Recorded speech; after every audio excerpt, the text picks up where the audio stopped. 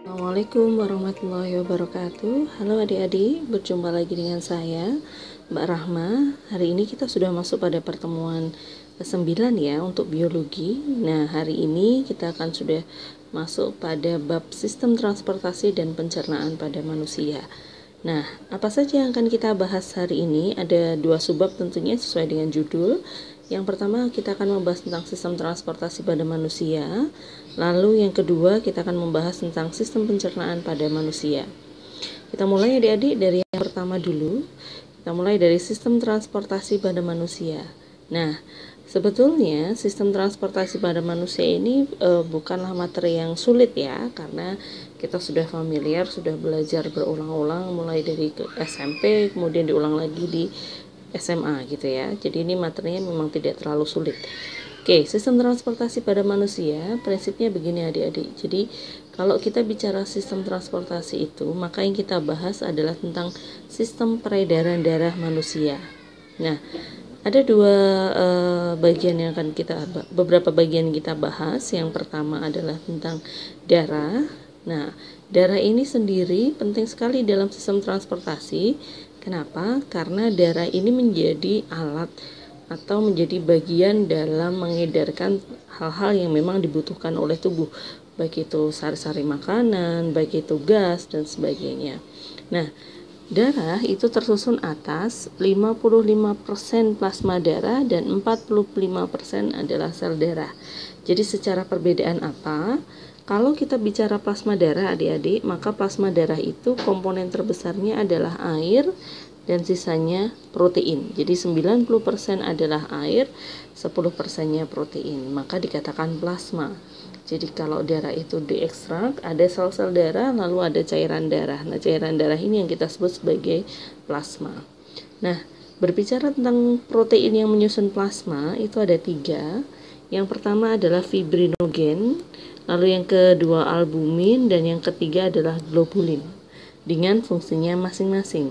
Kalau fibrinogen maka dia berperan dalam pembekuan darah, sementara albumin berfungsi untuk menjaga keseimbangan tekanan darah. Kalau globulin berperan dalam menyusun antibodi. Jadi kalau kalian pernah dengar istilah imunoglobulin, nah globulin itu adalah bagian dari protein plasma darah ya. Jadi dia berkaitan dengan antibodi. Nah, secara umum plasma darah ini punya fungsi adik-adik. Fungsinya apa? Adalah untuk mengedarkan zat makanan, hormon, termasuk sisa metabolisme gitu ya. Sisa metabolisme itu artinya sampah-sampah metabolisme yang ada di dalam tubuh begitu. Nah, kemudian yang kedua kita bicara tentang sel darah. Sel darah kita ada 3 adik-adik. Yang pertama adalah eritrosit yang kalian kenal sebagai sel darah merah. Nah, eritrosit ini punya beberapa ciri. Yang pertama adalah dia bikonkav. Bikonkav itu artinya dia bulat, cekung di tengah gitu ya, tidak memiliki inti sel, atau kalau dia digambarkan maka ini bulat lalu dia ada cekungan begitu ya, tapi itu tidak sampai berlubang. Dan yang paling penting dia tidak ada inti sel. Nah ini, sehingga sel darah merah ini memang menjadi bisa ditransfusikan dari satu orang ke orang yang lain karena memang dia tidak ada inti sel, jadi tidak beresiko ada pertukaran genetik begitu. Lalu yang kedua, sel darah merah ini memang dikatakan merah kenapa? Karena dia mengandung hemoglobin atau yang kita sebut sebagai Hb. Yang tentu saja Hb ini punya fungsi kaitannya dengan mengikat oksigen.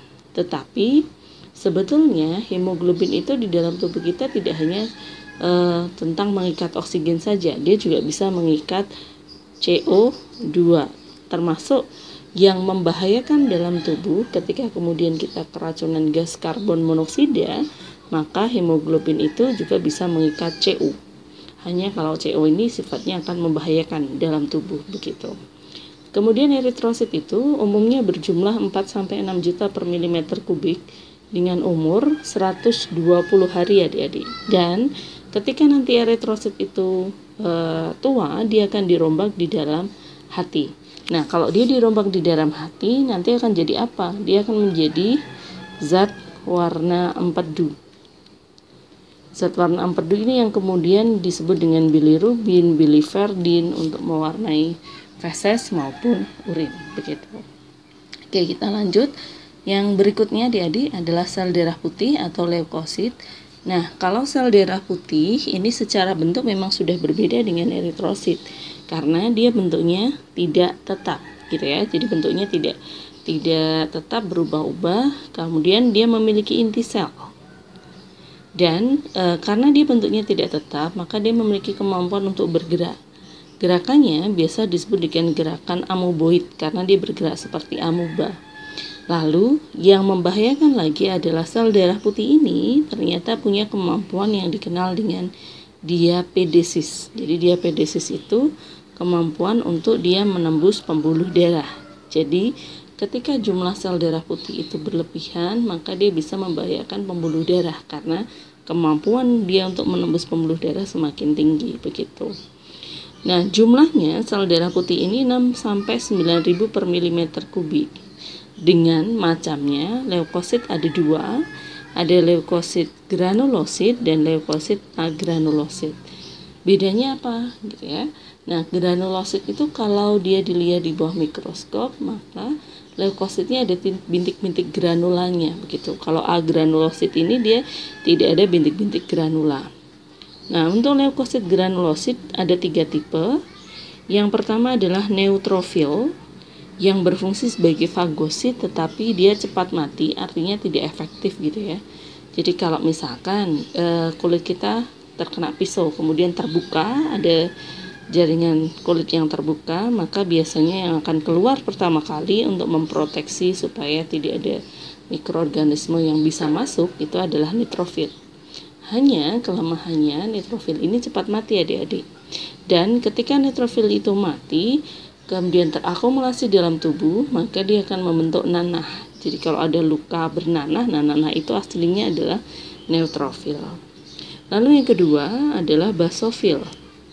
Basofil ini leukosit yang bisa menghasilkan histamin sebagai respon peradangan atau inflamasi. Jadi peradangan itu pembengkakan. Kadang kalau kita luka atau ada infeksi itu ada pembengkakan pada jaringan luka tersebut. Nah, yang membengkakkan ini adalah basofil. Jadi sebagai sinyal dalam tubuh bahwa sedang terjadi mekanisme pertahanan diri gitu. Lalu berikutnya yang ketiga adalah eosinofil. Eosinofil ini leukosit yang berperan dalam reaksi alergi. Nah, tentu saja kalau kita bicara alergi ini tidak pada semua orang begitu ya. Artinya tergantung apakah dia memiliki riwayat alergi atau tidak. Nah, kalau dia punya riwayat alergi, begitu ada alergen itu zat yang memicu alergi masuk ke dalam tubuh, maka alergen itu akan mengaktifkan eosinofil sehingga terjadi reaksi alergi. Nah, eosinofil ini dalam kasus tertentu dia juga bisa membantu untuk membunuh parasit yang berukuran besar, gitu seperti larva cacing yang masuk ke dalam tubuh, misalkan cacing tambang atau kemudian cacing parasit yang lain begitu. Nah, itu adik-adik untuk yang granulosit. Sementara untuk leukosit agranulosit ada 2 tipe. Yang pertama adalah monosit, lalu yang kedua limfosit. Nah, kalau monosit dia yang membackup fungsi dari neutrofil. Kalau neutrofil itu kan dia fagosit tetapi cepat mati.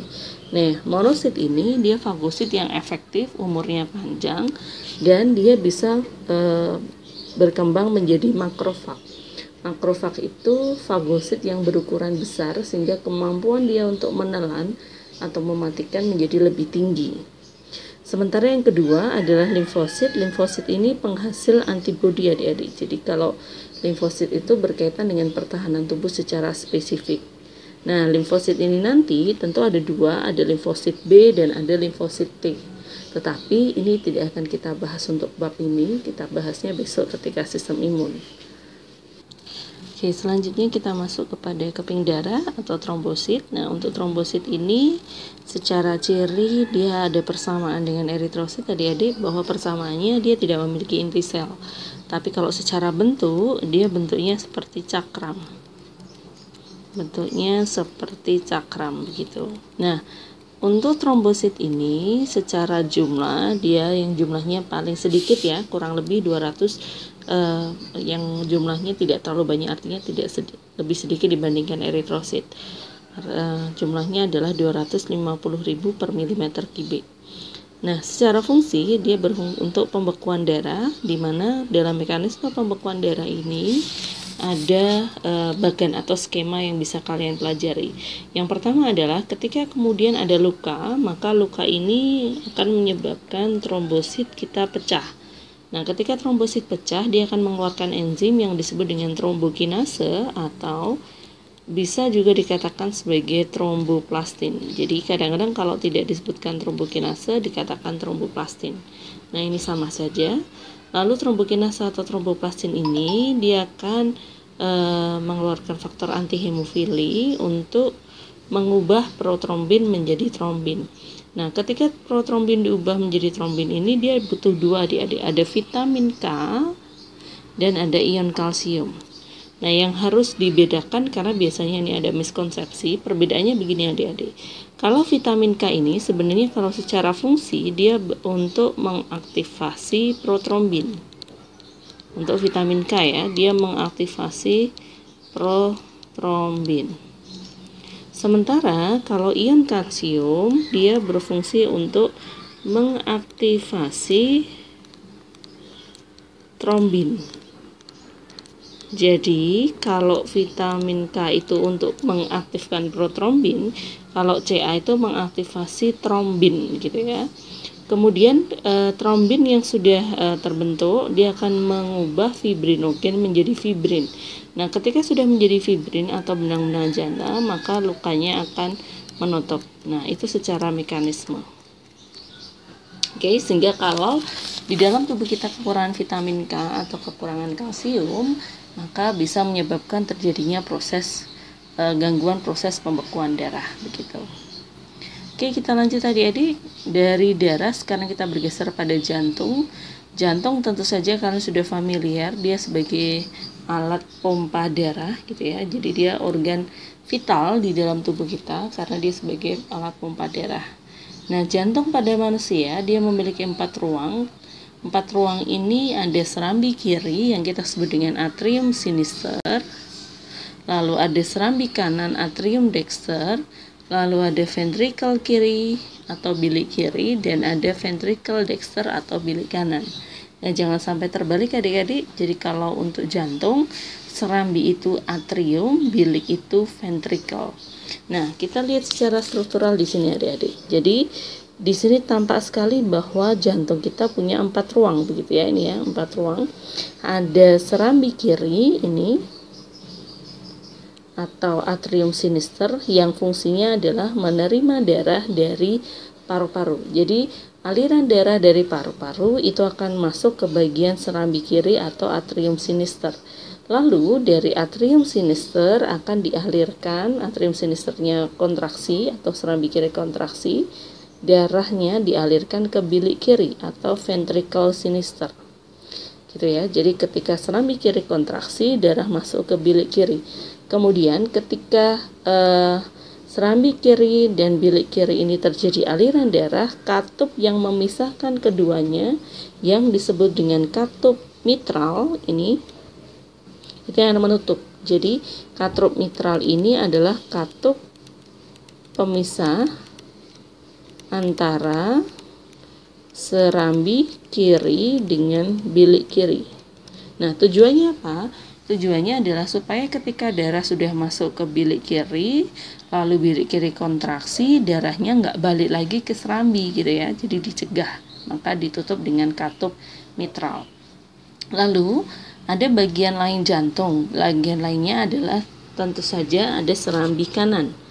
Kalau serambi kiri tadi menerima darah dari paru-paru, maka serambi kanan ini menerima darah dari seluruh tubuh, baik itu tubuh atas maupun tubuh bawah gitu. Lalu dari serambi kanan darah akan dialirkan masuk ke bilik kanan. Nah, antara serambi kanan dan bilik kanan dia juga ada katup adik-adik yang memisahkan, namanya adalah katup tricuspidalis. Jadi kalau katup tricuspidalis ini berarti dia katup pemisah antara serambi kanan dengan bilik kanan, itu namanya katup tricuspidalis. Sama fungsinya supaya ketika bilik kanan kontraksi darahnya nggak balik ke serambi kanan. Nah, gitu adik-adik untuk pembagian. Dan satu lagi berkaitan dengan katup, selain ada katup mitral dan katup tricuspidalis, di jantung itu juga ada katup yang terletak di antara aorta, yang terletak di aorta itu namanya katup aorta. Kemudian yang terletak di arteri pulmonalis itu namanya katup pulmoner. Tujuannya apa? Supaya nanti ketika darah sudah dialirkan keluar, kalau dia melewati aorta, maka darahnya nggak masuk balik gitu ya, jadi nggak putar balik, artinya tidak ada aliran masuk lagi, jadi ditutup.